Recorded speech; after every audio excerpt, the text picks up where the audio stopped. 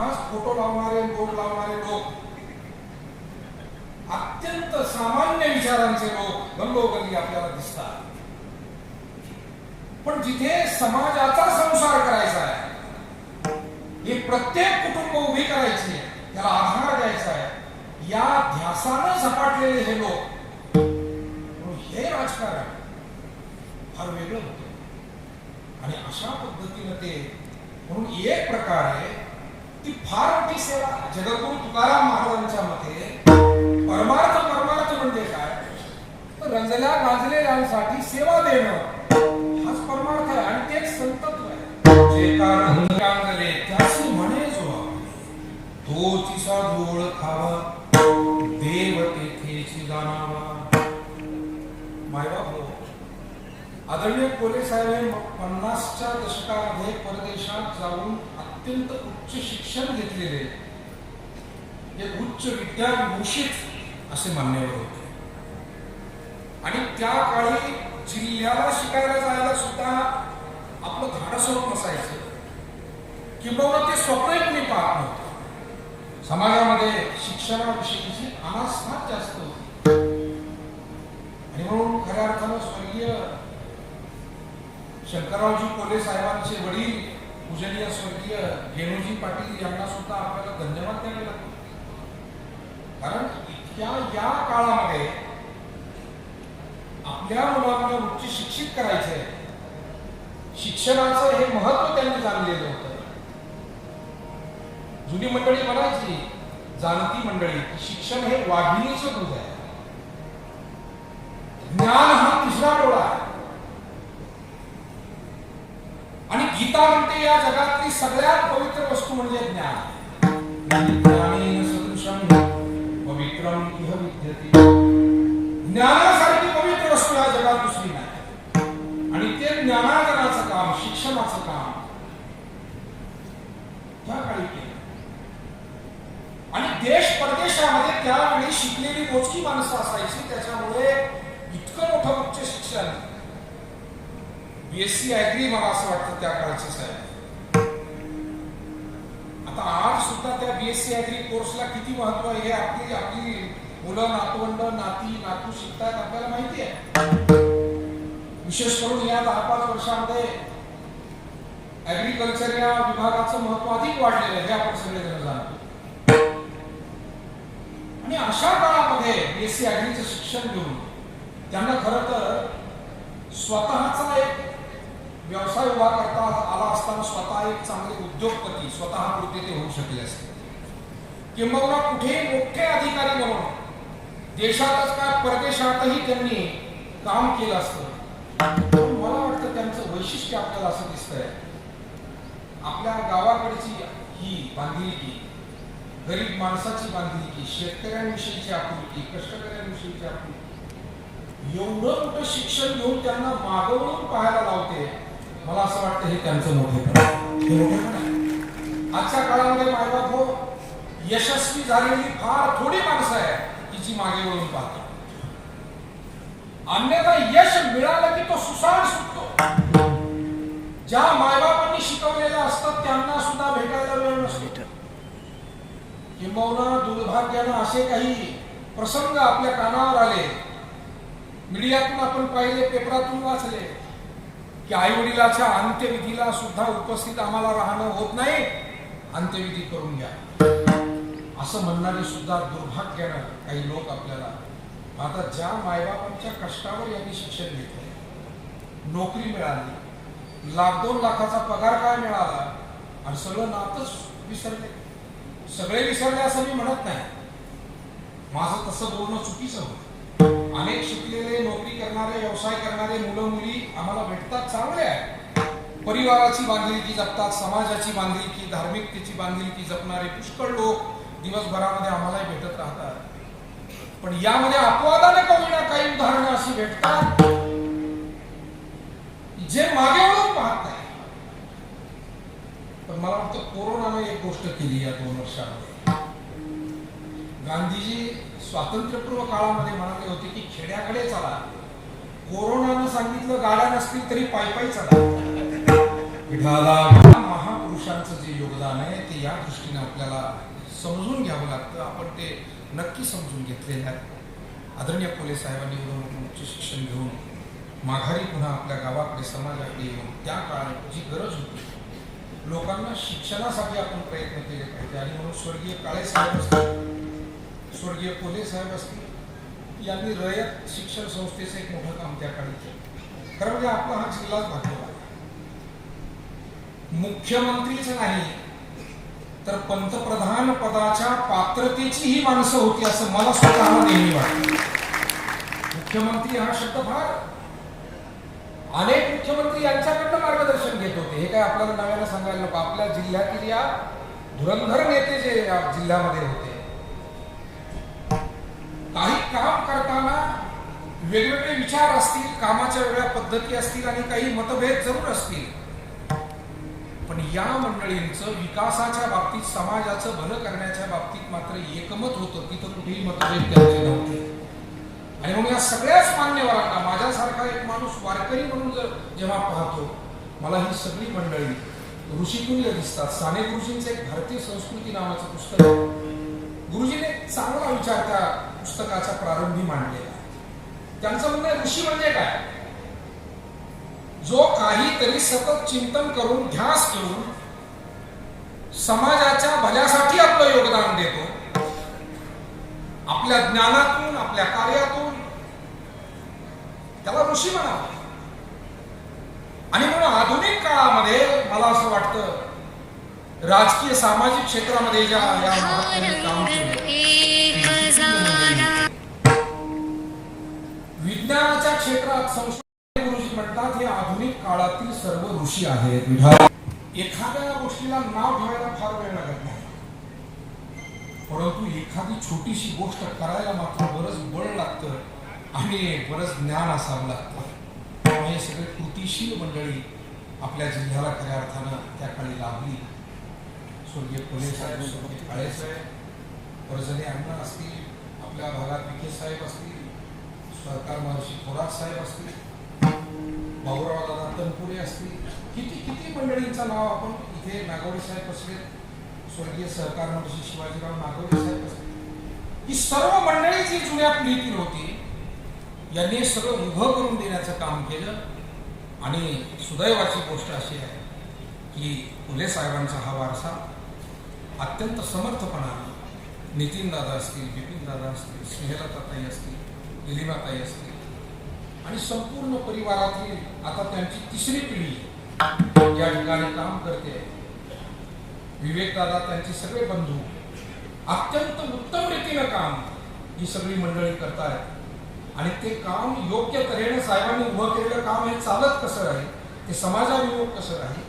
आणि म्हणून मनुष्य हा शरीर रूपानं जरी गेला तरी विचारांच्या आणि कार्यांच्या रूपानं तो मागे उठतो. कीर्ती जगा माझी तुका म्हणे एका मरणेची सरे. मला असं वाटतं आपल्यासाठी कोणी काय केलंय ही एक यादी असते आणि आपण कोणासाठी काय केलं याची सुद्धा लिस्ट असते. मला वाटतं कोले साहेबांची दुसरी लिस्ट फार मोठी होती की आपण इतरांसाठी काय केलं याची लिस्ट जर कोले साहेबांच्या बाबतीत काढायची झाली तर आयुष्यभर प्रत्येक दिवस प्रत्येक क्षण त्यांनी इतरांसाठी वेचला हे त्यांचं खऱ्या अर्थानं मोठं. म्हणून कबीर म्हणतात मूरत तो जाती रही किरत कबहू न जाय, मूरत से किरत बडी बिन पंख उड जाय. मूर्तीपेक्षा कीर्ती महान असते. आणि खऱ्या अर्थानं कोले साहेब त्या पद्धतीनं जीवन जगले. आपण काय योगदान देतो म्हणजे मला असं वाटतं कोण गुरुवर्य नारायणगिरीजी महाराज नेहमी म्हणायचे, ते म्हणायचे कोण संन्यासी कोण ग्रस्ती याला महत्व नाही, हे स्वतः संन्यासी महत्व. ते म्हणायचे तुम्ही समाजाच्या उपयोगी किती आहात याला फार महत्व आहे. उपयोगी किती आहात, तुम्ही कोण आहात याला महत्व नाही. कोणत्या जातीत जन्माला आलात, कोणती परिस्थिती तुमची आहे, गरीब आहात की श्रीमंत आहात, या सगळ्या गोष्टी गौण आहे. तुमची उपयोगिता काय, तुमचं जगासाठीचं योगदान काय.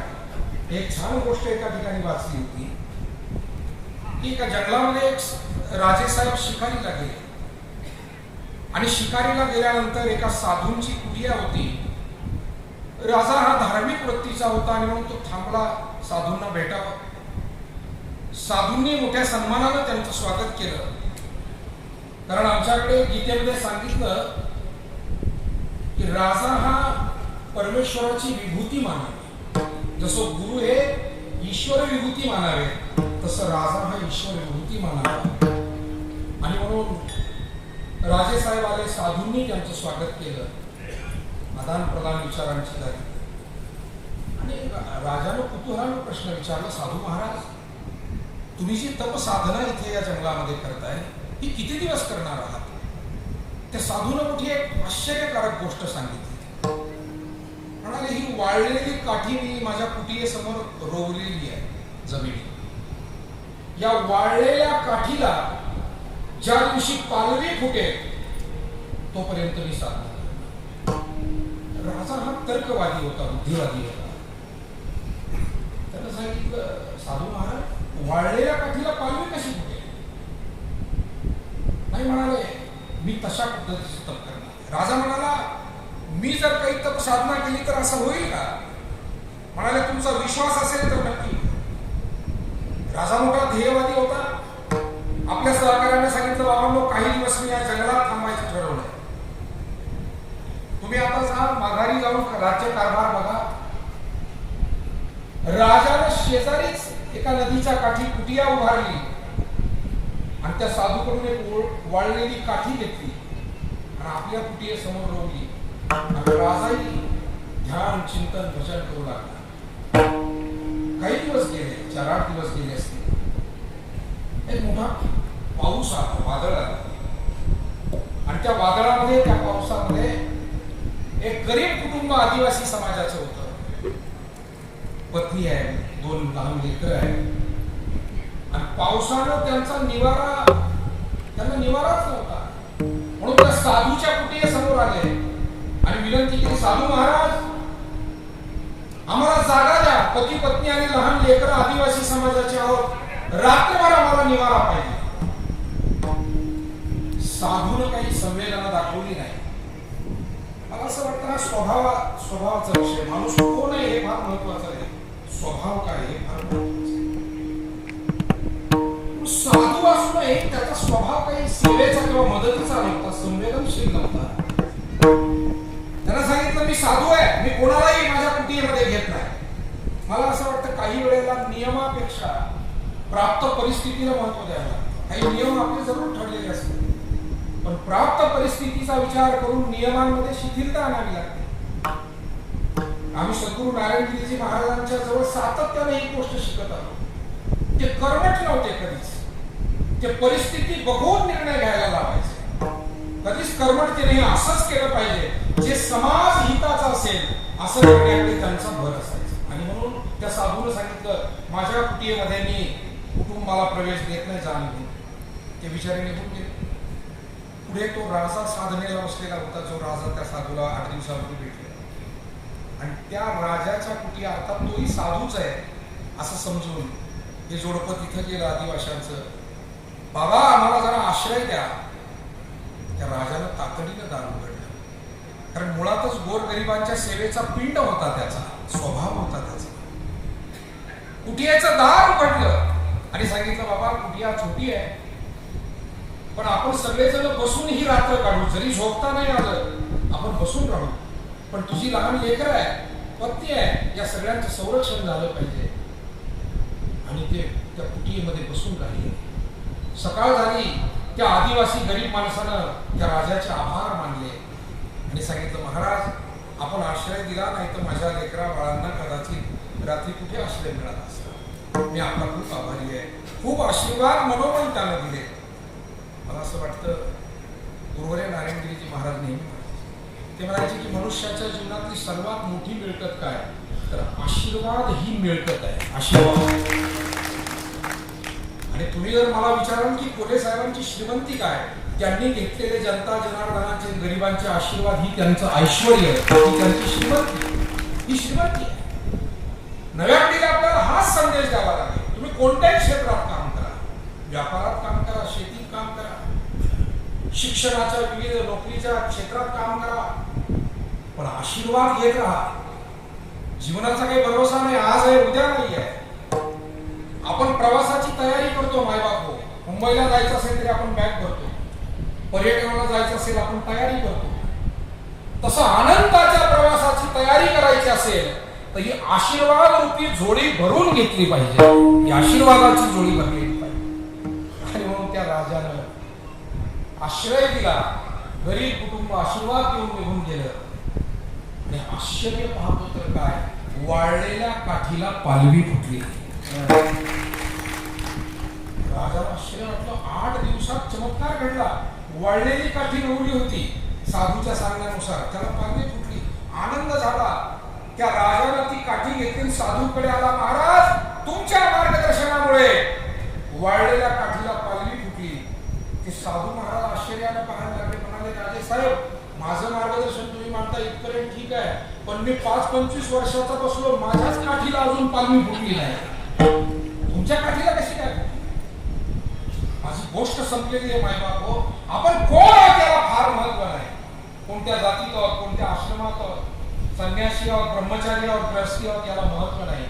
महत्व याला आहे आपण इतरांसाठी किती उपयोगी आहोत, किती उपयुक्त आहोत. त्या भाग समाजासाठी दिलेलं योगदान हे व्यक्तीला खऱ्या अर्थाने अमर बनवतं. स्वस्वरूपाचा बोध हा व्यक्तीला अमर बनवतो. म्हणून तुकाराम महाराजांच्या अभंगातून ठामपणानं, निश्चयानं, दुरुक्तीनं सांगतात की आपण अमरच आहात. अभंगाचं पहिलंच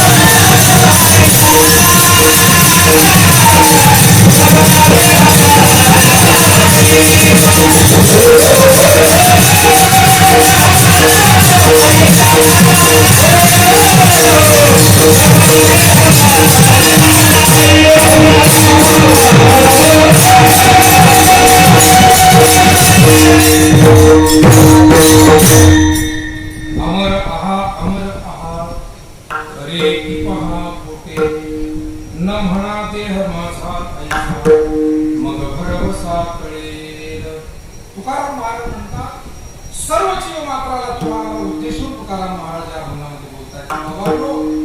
आपण सर्वजण अमरच आहात. कारण ईश्वर अंश जीव अविनाशी, चेतन अमर सहज सुख राशी. ईश्वराचा अंश असलेला हा जीव हा ईश्वराप्रमाणेच आहे. तुकाराम महाराज म्हणले, अमर तू खरा कैसा नाही. कारण सूर्य आणि सूर्याचं किरण भिन्न असत नाही. सूर्य जर तेजस्वी आहे तर सूर्याचं किरण सुद्धा तेज घेऊनच या भूतलावर येतं. समुद्र जर खारट आहे तर समुद्रातलं बादलीभर उंजळभर पाणी बाजूला घेतलं तरी देखील ते खारट लागतं. या न्यायानं वेदांत शास्त्राने एक सिद्धांत आपल्या पुढे ठेवला की अंशीचे गुणधर्म हे अंशामध्ये येतात. मूळ तत्वातील गुणधर्म हे त्याच्या अत्यंत छोट्या तत्वामध्ये सुद्धा सामावलेले असतात. सोनं आहे मोठा, सोन्याची एखादी चीप आहे आणि त्याच चिपीतून थोडंसं सोनं तोडून बाजूला काढलं म्हणजे काय ते लोखंड होते का? नाही, थोडं जरी बाजूला काढलं तरी ते काय सोनच आहे. जे गुणधर्म त्या सोन्यात आहे ते गुणधर्म याच्यात आहे. तो सच्चिदानंद स्वरूप असलेला जो परमात्मा आहे तसाच आत्मा सुद्धा सच्चिदानंद स्वरूप आहे. या न्यायानं अमर आहात. आणि दुसरी गोष्ट, जे जीवन मिळालंय त्या जीवनामध्ये मनुष्यानं केलेली सत्कर्म, सेवा, परोपकार, पुण्यकर्म याद्वारा समाजाच्या मनातून अंतःकरणातून ती व्यक्ती कधी विसरली जात नाही. या अर्थानेही दुसरं अमरत्व, जसं पुराण काळातीलही अत्यंत आदर्श उदाहरण आजही आपण आठवतो. रामायणातल्या जटायूला सुद्धा अजून लोक विसरलेले नाही. कोण आहे जटायू? गिधाड वंशात जन्माला आला. पशु पक्ष्यांमध्ये सुद्धा अत्यंत सामान्य अशा प्रजातीमध्ये तो जन्माला आलाय. गिधाडाला काही फार मोठं महत्व पशु पक्ष्यामध्ये असं नाही, पण काम असं केलं. रामायणातलं वर्णन असं आहे की जेव्हा सीतामाईला चोरून तो रावण घेऊन निघाला त्यावेळेला राम लक्ष्मण हे त्या सोनेरी मृगाचा पाठलाग करत दूर गेलेले होते. रावणानं सीतेला घेऊन निघाला आणि त्या प्रसंगी रावणाला प्रतिकार करण्याचं काम पहिल्यांदा कुणी केलं तर ते जटायूनं केलं. म्हणून राम रावण युद्धाची सुरुवात करून देणारा हा जटायू आहे. हा प्रारंभ आहे. अन्यायाविरुद्ध पहिली दंड ठोकून उभा राहणारा कोण आहे? हा जटायू आहे. आणि या सगळ्या कारणामुळे दुसरी गोष्ट, एका माय भगिनीवर होणारा जो अन्याय अत्याचार आहे त्याची ज्याला चीड येते आणि प्रतिकार करतो तो हा जटायू आहे. जे संत मुरारी बापू म्हणतात, भूमीचा संस्कार किती श्रेष्ठ आहे पहा. या भारताच्या भूमीत जन्माला आलेल्या गिधाडाला सुद्धा माय भगिनींचा आदर कसा करावा हे त्या काळी समजत होतं. आणि या विधानाला पुढे ठेवून जर का विचार करायचा झाला, आपण म्हणतो काळ खूप प्रगत झालाय. मला वाटतं बाह्य प्रगती जेवढी महत्वाची आहे, मनुष्याचा आंतरिक विकास सुद्धा तितकाच गरजेचा आहे. मनुष्याच्या सद्भावनेचा विकास झाला पाहिजे, सद्विचारांचाही विकास झाला पाहिजे. नुसता पैशाअडके आणि भौतिक विकास होऊन मग किती प्रश्न निर्माण होतात ते आजच्या काळामध्ये आपण सगळे अनुभवतो. आणि म्हणून सद्भावना एक म्हणूनच आपल्याला पुढच्या पिढीला विचार संस्कार देतात. आधुनिक शिक्षण जेवढं महत्वाचं आहे, व्यावसायिक शिक्षण जेवढं महत्वाचं आहे, कलागुणांचं शिक्षण जेवढं महत्वाचं आहे, त्याही पेक्षा कितीतरी महत्वाचं शिक्षण आहे जीवन मूल्यांचं शिक्षण. सत्य काय, अहिंसा काय, दया काय, क्षमा काय, परोपकार काय, हे त्यांच्यात आपल्याला रुजवावं लागेल. तेव्हा आपण लिहिणं वाचणं शिकवलं म्हणजे आपलं काम झालं असं म्हणता येत नाही. कुटुंब, शिक्षण संस्था, धार्मिक मंदिर सगळ्यांवरती जबाबदारी आहे की फक्त लिहिणं वाचणं शिकून थांबता येणार नाही. आपल्याला त्यांना जगणं आणि वागणं शिकवावं लागेल. आणि जगणं वागणं जर शिकवता आलं तरच उद्याचा समाज आणि उद्याचा काळ आनंददायी राहील. रावणाच्या शक्ती समोर निष्प्रभ ठरला, त्याचे पंख छाटले, रावण निघून गेला. पण राम लक्ष्मण जेव्हा पंचवटीत आले, सीतामाईने पाहिलं मोठं, त्यांनाही दुःख झालं. सीतेला आवाज देत शोध घेत दोघे निघालेले आहेत. आणि तेवढ्यात रक्तबंबाळ अवस्थेत पडलेला हा जटायू पाहिला. कथा खूप मोठी आहे, मी संक्षिप्त आपल्यापुढे मांडतो. जटायूच्या जवळ प्रभुराम गेले आणि त्याला मांडीवर उचलून घेतलं. बाबा रे, तुझी अवस्था कुणी केली? त्याला सांगितलं, ज्या सीतामाईचा शोध तुम्ही घेताय, रावणानं तिला दक्षिण दिशेला चोरून नेलेला आहे आणि मी प्रतिकार केला पण माझी शक्ती कमी पडली. प्रभू मला माफ करा, मी सीतामाईला सोडवू शकलो नाही. रामांच्या डोळ्यामध्ये आनंदाचे, कृतज्ञतेचे अश्रू होते. राम म्हणाले, जटायू, अरे जरी तू सीतामाईला सोडू शकला नाही तरी अन्यायाविरुद्धच्या लढाईमध्ये पहिलं योगदान तू दिलेलं आहे. ज्या दिवशी रावण मारला जाईल आणि रामायणाचा इतिहास लिहिला जाईल त्या दिवशी तुझाही उल्लेख तितक्याच गौरवाने या ग्रंथामध्ये होईल. मला असं वाटतं, याला म्हणून मरावे परी कीर्तिरूपी उरावे.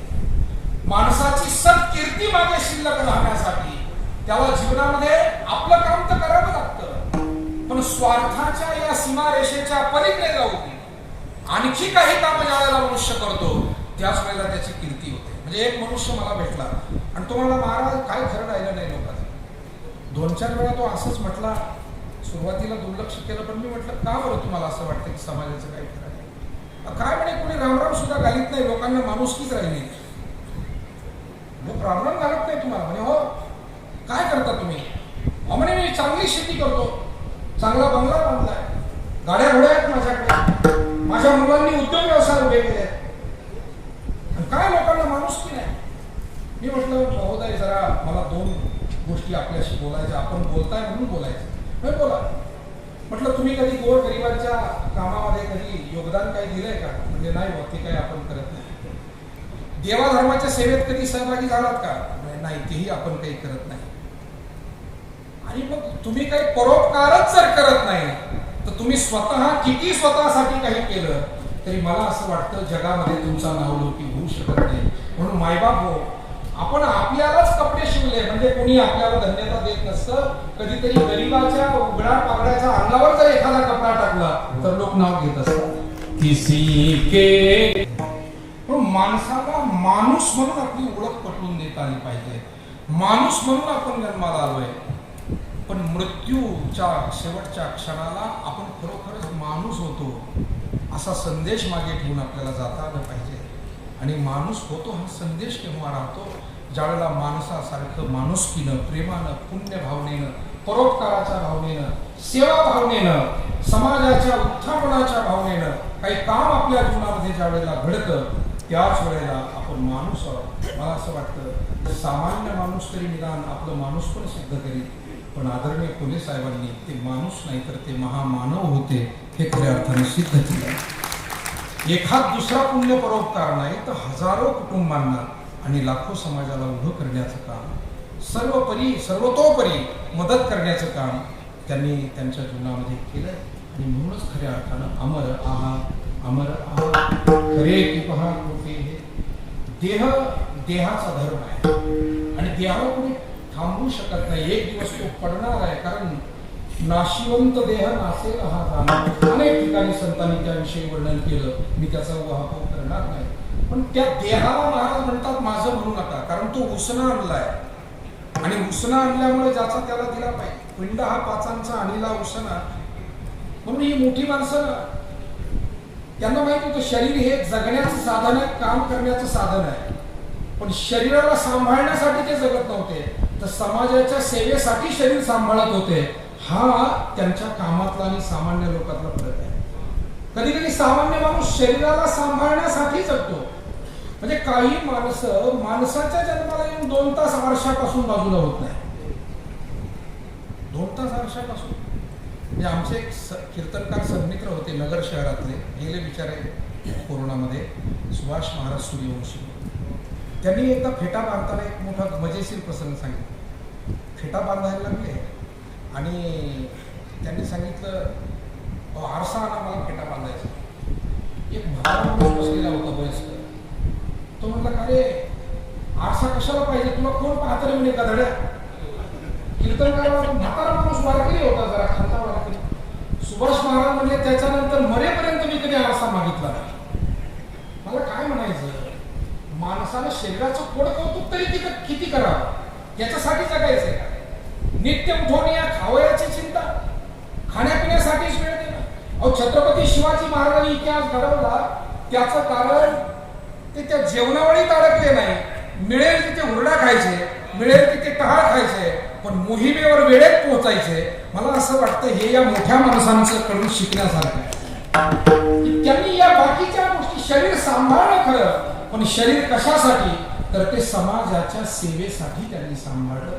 शरीर हे नाशिवंत आहे. गुरुवरे नारायणगिरीजी महाराजांना एकदा असं पायाला जखम झाली आणि आपल्यासारखे काही वडीलधारी सज्जन माणसं आली.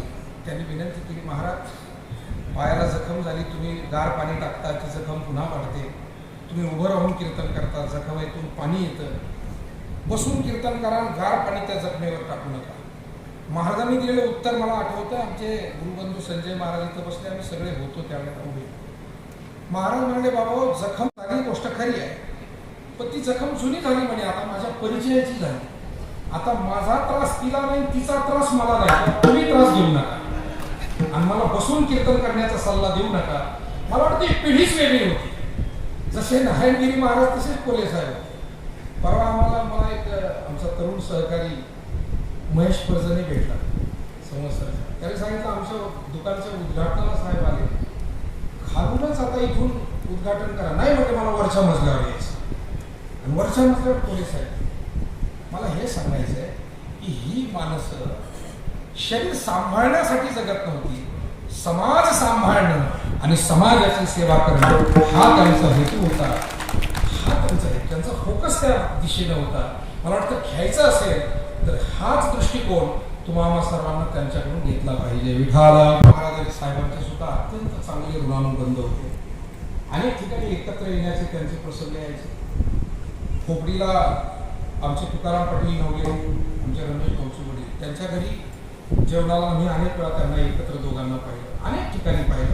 एक उदाहरण म्हणून मी आपल्या समोर मांडतो. परंतु परस्परांविषयीचा आदर हा त्यांच्या भेटीमध्ये दिसून यायचा. नारायणगिरीजी महाराजांचे एक वैशिष्ट्य आपल्याला सांगतो. सामाजिक क्षेत्रात काम करणारा लहान छोटा मोठा जरी कुणी भेटला, पण तो काहीतरी काम करतोय, महाराज मोठा आदरानं त्याच्याशी, म्हणजे अत्यंत कमी वयाचे एखादे डॉक्टर असतील, महाराजांनी कधी अरे तुने म्हटलं नाही, आदरपूर्वक. म्हणजे त्यांच्या नातवाचे वयाचे असले तरी ते म्हणायचे या डॉक्टर साहेब. हे आम्ही शिकलो का? ते म्हणायचे ज्ञानाची किंमत केली पाहिजे. आपलीच मुलं जरी असतील त्यांच्या अधिकाराची किंमत, त्यांच्या ज्ञानाची. आणि म्हणून नारायणगिरीजी महाराजांना राजकीय सामाजिक क्षेत्रात काम करणारी माणसं सुद्धा मोठी बहुमोल वाटायची. आदरपूर्वक संबंध ते एकमेकाचे जपायचे. त्यांना इतिहास, समाजकारण, राजकारण या सगळ्या विषयांची आवड होती, त्याचं वाचन होतं. आणि त्यांच्यामुळेच आम्ही कोले साहेबांसारख्या मोठ्या मंडळींना लहानपणापासून भेटू शकलो, पाहू शकलो.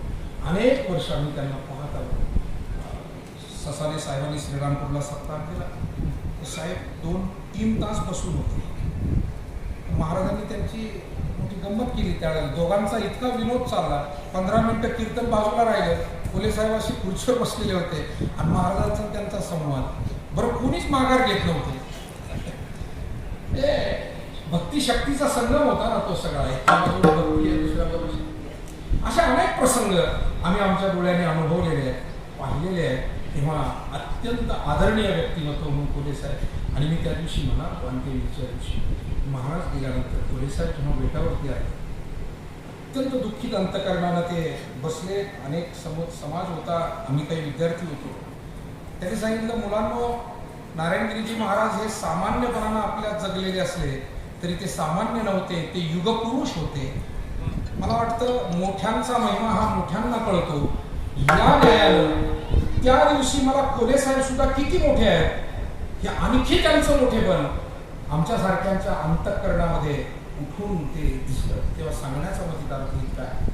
अत्यंत मोठं काम कोले साहेब. आणि छोटी माणसं. मला एकदा प्रसंग आला, आमचे सन्माननीय नेवाशाचे आमदार फाटके साहेबांच्या सोबत आम्ही कारखान्यावर आलो काही काम घेऊन. साहेबांना आमच्या देवस्थानचं काही काम होतं आणि साहेब त्यावेळेला शिर्डीचे उपाध्यक्ष होते. आल्यानंतर त्याने सांगितले का आता कामाचं होत राहील, परंतु तुम्ही जेवल्याशिवाय जायचं नाही. आणि मला आठवतं बिपिन दादा तिथे उपस्थित होते. घरून ज्वारीची भाकरी, भाजी, डबा आणलेला होता. कारखान्यावरती आम्हाला इतकं प्रेमानं त्यांनी जीव घातलं. आणि जेवत असताना तासभर तिथे बसलेलं असताना इतक्या गप्पा सांगितल्या. वसंतदादांच्या काळातले अनुभव असतील, राजकीय, सामाजिक. आणि आमदार फाटके साहेब त्यांचे मित्र होते व त्यांच्याशी बोलतील नवल नाही, पण मीही एक वारकरी संप्रदायाचा एक अत्यंत छोटा माणूस, वयानं, अनुभवानं, सेवेनं, सर्वार्थानं छोटा. पण त्या चर्चेमध्ये त्यांनी मला बाजूला पडू दिलं नाही. मी हे त्यांचं त्यावेळेला घेतलेला एक तो बोध आहे की तुमच्या एखाद्या महत्वाच्या पाहुण्याबरोबर एखादे सामान्य त्यांचे मित्र आलेले असतील तरी ज्या वेळेला ते तुमच्याकडे येतात, फोकस एका ठिकाणी ठेवू नका, आलेल्या सर्वांना सारखं वागवा. हे त्यांचं वैशिष्ट्य आहे. छोटं छोटं शिकण्यासारखं या मोठ्या माणसांकडून. मी आता बोलायला लागलो तर वेळ वाढत जाईल आणि माझी वेळ 10 पर्यंतचीच आहे. मी खरं तर संधान साहेबांना, गोंडे आपण म्हणालो होतो की 9:30 पर्यंतच आपण करू, पण साहेबांनी अर्थात स्नेहलताताई असतील, बिपिन दादा, नितीन दादा सगळ्यांनी सांगितलं होतं की कीर्तन हे 10 वाजेपर्यंत चालू द्या, आणि म्हणून 10 वाजले. या ठिकाणी मी थांबतोय. आपण सर्व क्षेत्रातील सर्व आदरणीय मंडळी या ठिकाणी उपस्थित आहात. आपल्यालाही आपल्यापैकी काही प्रातिनिधिक भावना या ठिकाणी प्रकट करायच्या आहेत. पण साहेबांविषयी आम्ही अनेक ठिकाणी सातत्यानं त्यांच्याविषयी ऐकलं, अनेक कार्यकर्त्यांकडून ऐकलं, आणि त्यांचं जे काही कार्य होतं अत्यंत मोठं होतं. त्यामुळे सतत या भागात आलं की त्यांच्या आठवणी ते होते त्यावेळेला, आणि ते आज नाहीत तरी त्यांना उजाळा देण्याचं काम समाजातून नेहमी होत राहते. विठाला कैचा धाक सगळी का फुले. आपण आत्मस्वरूप आहोत, आपल्याला मृत्यूच नाही, मग धाक कसला? शहाणी माणसं ज्या वेळेला जीवन आणि जीवनाचा मतितार्थ समजून घेतात त्यावेळेला ते भीतीनं जगत नाही, मोठ्या धैर्यानं आणि अत्यंत चांगल्या आत्मविश्वासानं ते जगतात. तुकाराम महाराज हाच विचार, तो आत्मविश्वास या 3ऱ्या चरणात देत आहे. आणि आपण कोण आहोत? तर हे सगळे जीव देव स्वरूपच आहेत. हे अभंगाचे शेवटी महाराज देवची बरे देवची बरे देवची